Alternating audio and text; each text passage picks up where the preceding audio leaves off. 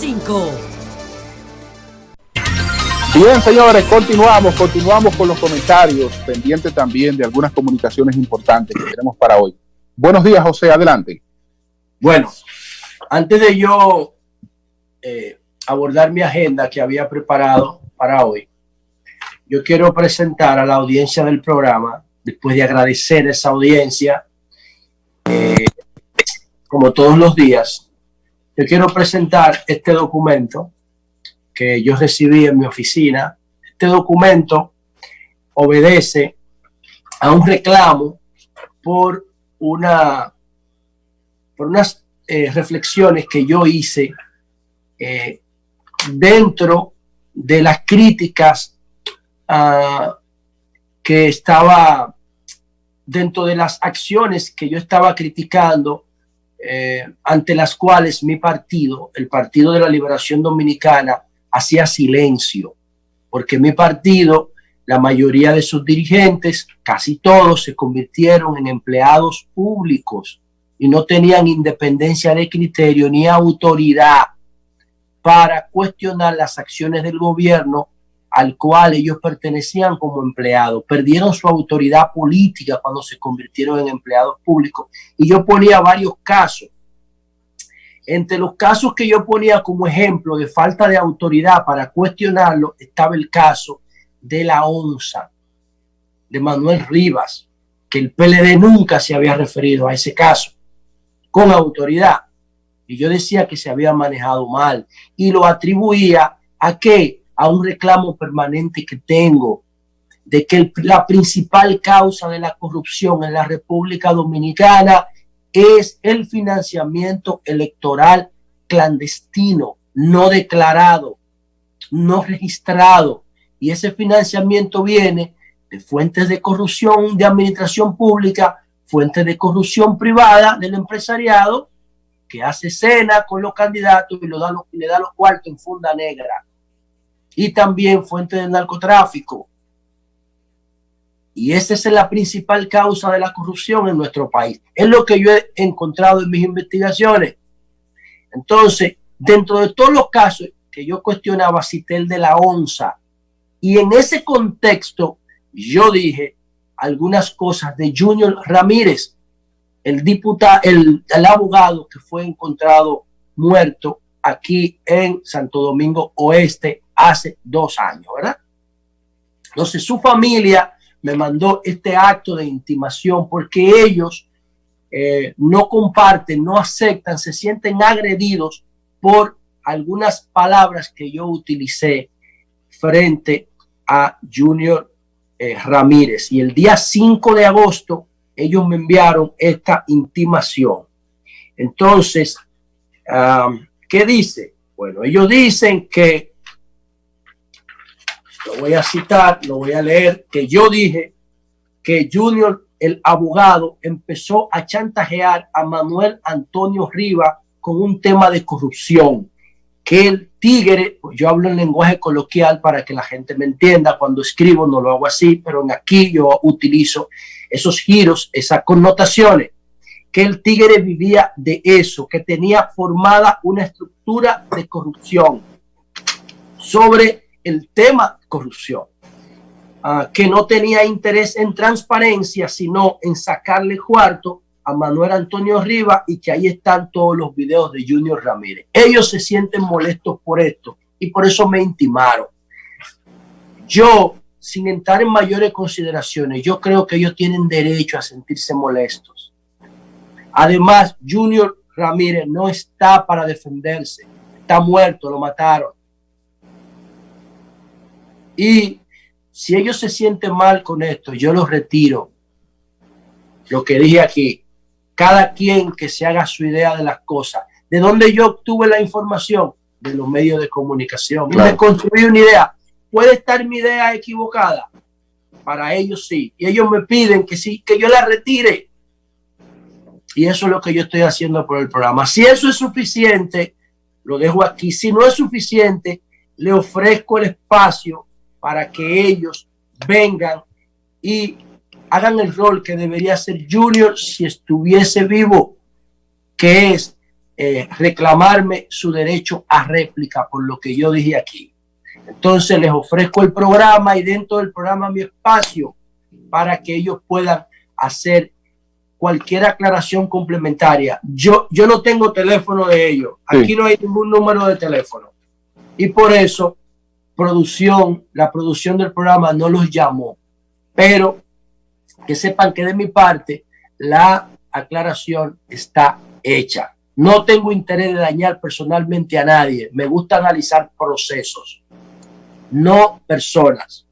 Pero hice este comentario de Junior. No era la primera vez que yo lo hacía. Yo lo había hecho no tan radical otras veces. Entonces, dicho esto. Sí, José, que bueno, primero saludar lo que has hecho, porque sobre todo lo que tratas de mostrarle a ellos que no hay la intención personal, primero de decir nada que hiera personalmente a personas, y también el hecho de que una persona de la que se habla no puede defenderse, eso ese es el argumento más fuerte. Eso hay que tomarlo en cuenta. Además es una enseñanza para mí, para nosotros. No obstante,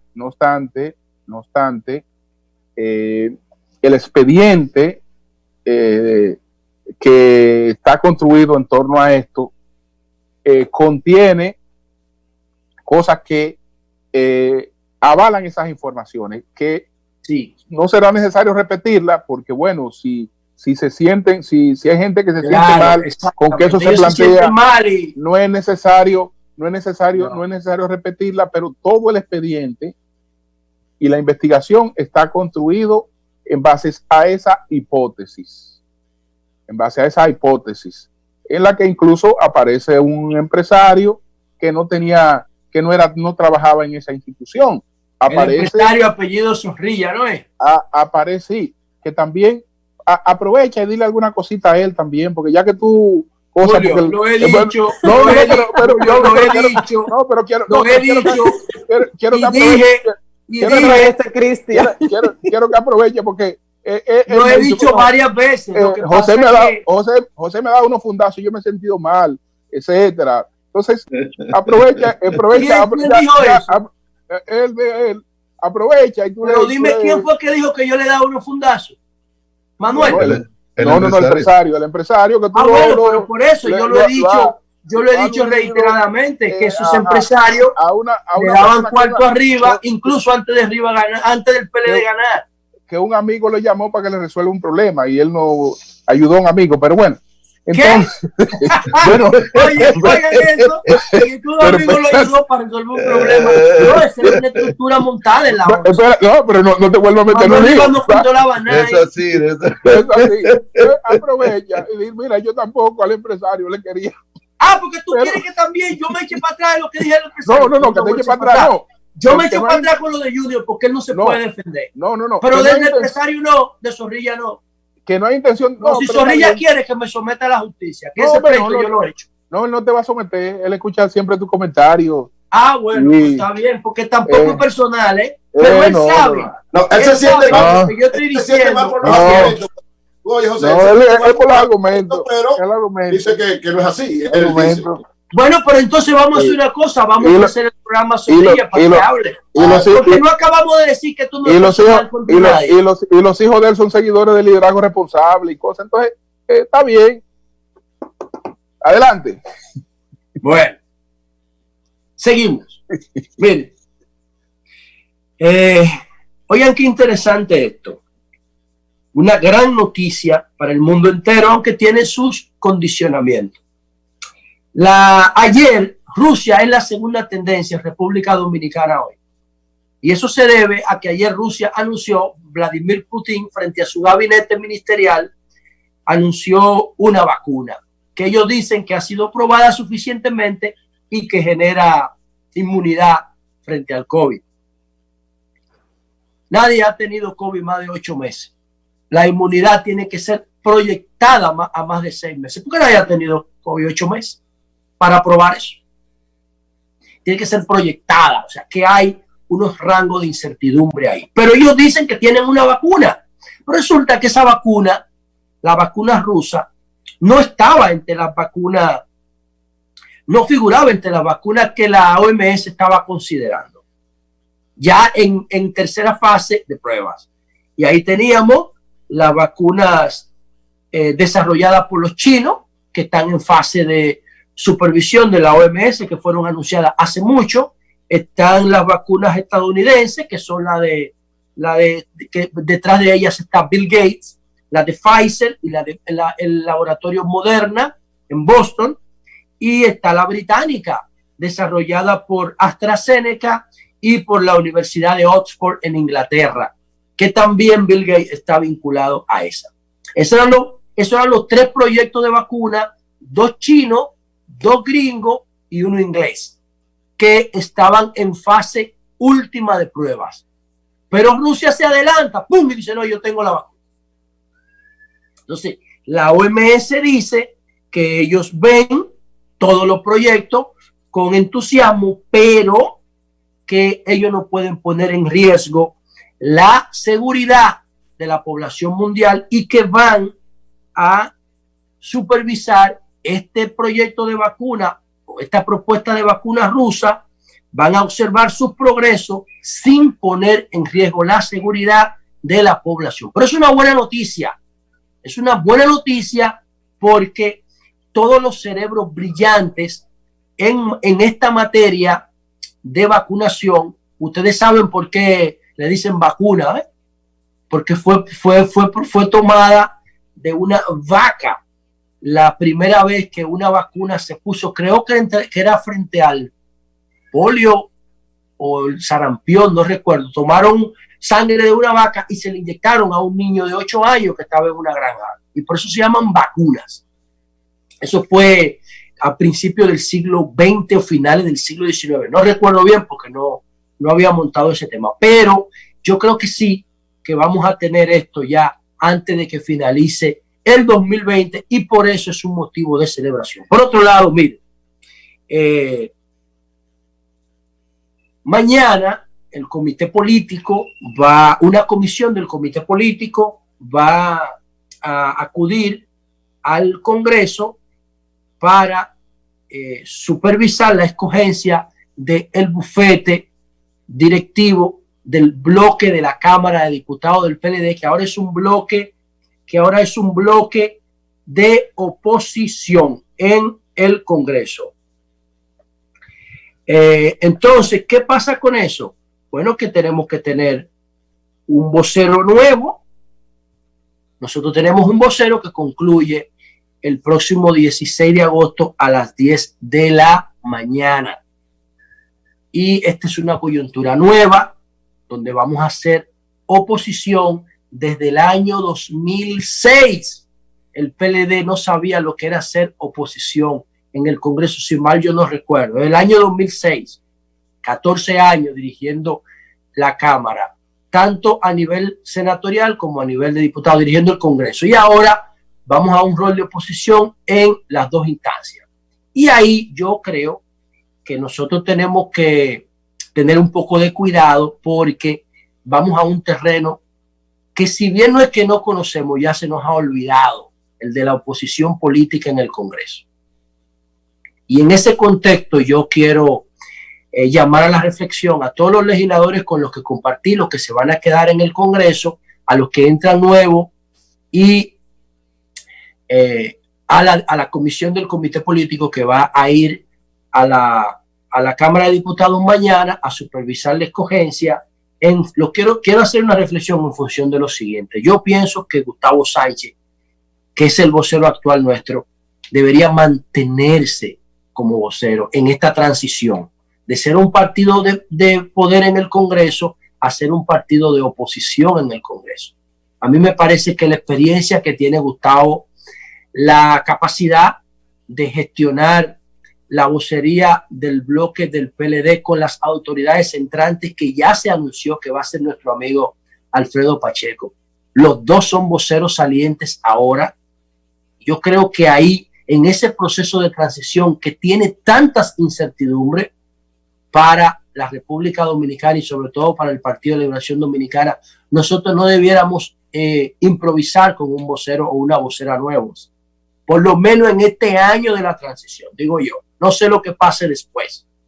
Hay personas con mucho nivel y calidad aspirando a sustituir a Gustavo. Está el caso de Víctor Suárez, PLD Santiago, Víctor Fadul, PLD Santiago. Están siendo apoyados por sectores importantes dentro del PLD y en la misma Cámara, pero yo creo que están en un progreso dentro de su carrera política, que yo no veo mal a que aspiren. Eso es legítimo. Sin embargo, Luis Enrique también, José. Luis Enrique. Yo no sabía que Luis Enrique estaba aspirando a vocero. Si no, con mucho gusto me hubiera mencionado. Nos sentamos en la misma línea y nos llevamos bien. Yo fui a darle una conferencia al Club de los Legisladores. Fui 2 veces al club en los 4 años. Y una vez fui a darle una conferencia a la base de apoyo de Luis Enrique. Saludo para él. No sabía que Luis Enrique estaba apoyando. Lo voy a anotar aquí.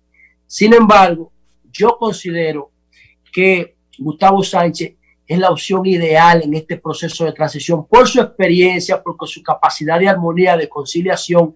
Esos 2 factores, armonía y conciliación, van a ser clave en este año de transición del PLD en la Cámara, y el hecho de que haya compartido vocería con Pacheco en estos últimos años, porque Pacheco fue vocero 2 veces en los 4 años del PRM y ahora va a ocupar la presidencia de la Cámara por segunda vez.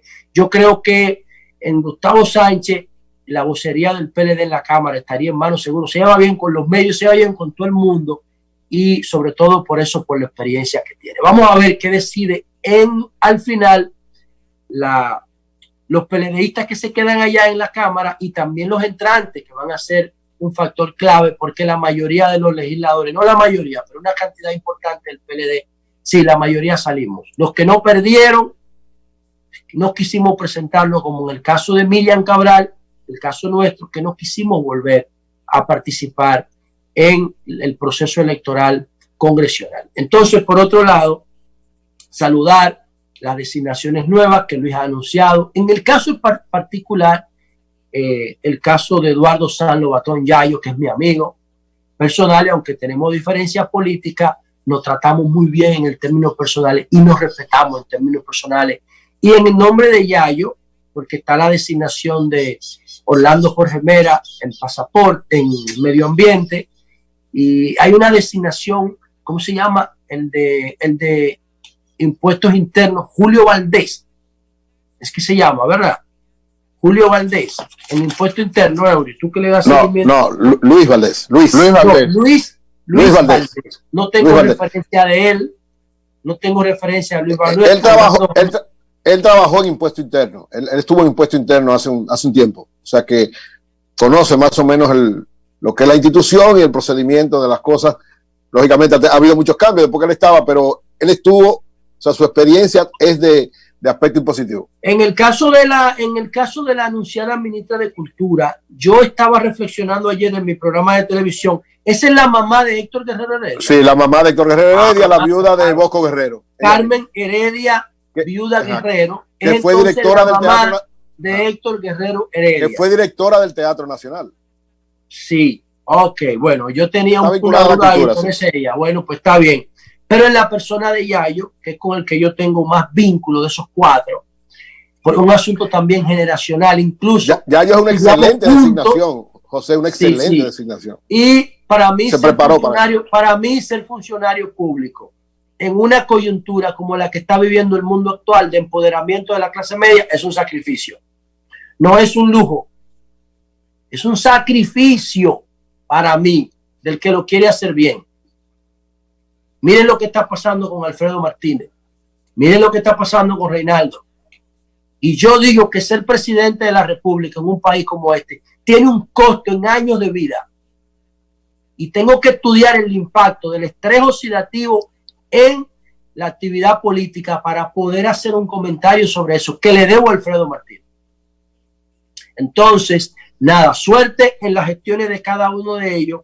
Y qué bueno que Abinader esté apostando por generaciones jóvenes, como el caso de Eduardo San Lobatón, que le han confiado la segunda fuente de recaudación de ingresos en la República Dominicana después de impuestos internos, que es la Dirección Nacional de Aduanas. Entonces, señores, por último, miren, a propósito de Luis Abinader, Luis Abinader, que me gusta que tuitee, porque eso lo hace un presidente más cercano a la gente, pero que tuitee él orgánicamente, no que se lo dé a un grupo de community manager para que digan cosas acartonadas, no, que tuitee él. Eso se convierte, el timeline de Luis Abinader, su cuenta, se convierte en una fuente de información para nosotros, los que estamos haciendo comunicación, no solo por lo que él diga, sino por las reacciones de lo que él diga en quienes lo siguen.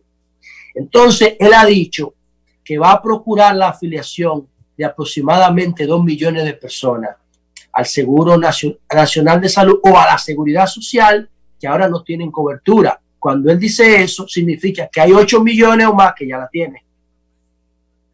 Y eso es un gran logro. ¿Por qué? Porque cuando el Partido de la Liberación Dominicana asumió el poder en el año 2004, ¿ustedes saben cuántos afiliados tenía SENASA? Tenía 50,000. 50,000. En el último informe de agosto del 2019, hace justamente un año, tengo ese informe en mis manos, agosto del 2019, SENASA tenía 4.600.000 personas afiliadas. Eso es, ahí están las dos categorías, el contributivo y el subsidiado. Pero del contributivo ronda el 1.000.000 de afiliados, lo que significa que el SENASA subsidiado es de más de 3.6 millones. Hace un año ya tiene que estar en 4 millones. Ese informe que estoy viendo aquí es de hace un año. Eso es una de las grandes obras de los gobiernos del PLD, tanto de los gobiernos de Danilo como de Leonel, porque yo hablo del PLD, yo no soy grupista. Y creo que la obra de SENASA es responsabilidad de los gobiernos del PLD del 2004 para acá, de los 4 periodos. Es una gran obra social, una conquista. Ahora, ¿por qué SENASA no puede tener una cobertura total de los ciudadanos más pobres que no pueden pagar una cobertura privada de salud? ¿Por qué? Yo le voy a decir por qué ahora. Y se lo quiero decir a Luis Abinader, porque él ha dicho que con el ahorro que él va a hacer de la fusión de algunas instituciones que están redobladas en el organigrama público, él va a financiar la incorporación de 2 millones de personas a la seguridad social. Yo le tengo otra fuente de financiamiento para esos pobres que todavía no tienen cobertura eficiente de salud. Miren, si todas las instituciones públicas, en especial las del Poder Ejecutivo, que es la mayoría del Estado, se afiliaran a SENASA, SENASA tuviera dinero suficiente para financiar la incorporación de esos 2 millones y sobraría el dinero. Entonces, cuando yo entré a la Cámara, yo quería que el seguro de la Cámara fuera de SENASA. El seguro de SENASA es bueno.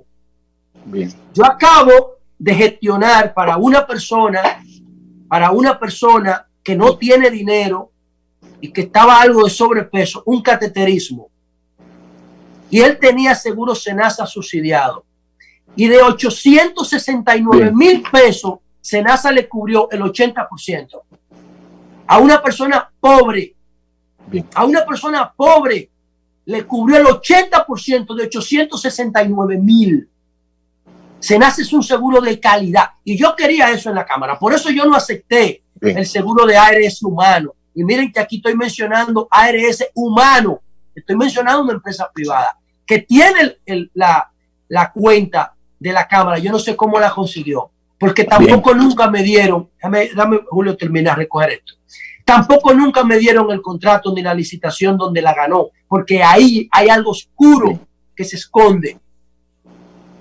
Así como hay algo raro en la Cámara de Diputados con la ARS humano, que desde que tú entras, lo primero que te dan son los beneficios que te ofrece esa ARS en el Congreso. Ya se lo dieron al Boli y a todos los diputados nuevos, ese paquete de beneficios, ya se la entregaron.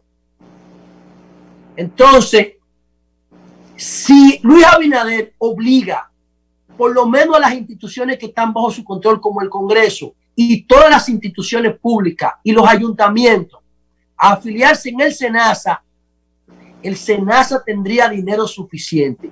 Lo que ocurre es que esas ARS privadas ofrecen dinero en comisión a los incumbentes y a su anillo de los incumbentes para que los funcionarios públicos, en vez de favorecer y afiliar a sus empleados a SENASA, lo afilien a la ARS privada. Y después, esas ARS financian campaña y dan coarto en las elecciones. Por eso, SENASA no puede tener el dinero suficiente para hacer una cobertura universal. Entonces, por eso yo le estoy identificando esta fuente de recursos a Abinader, que ha prometido transparencia y eficiencia con el dinero público. Y ahí pudiéramos tener los recursos necesarios para incorporar esos 2 millones de pobres que todavía no están en la seguridad social. Cambio y fuera.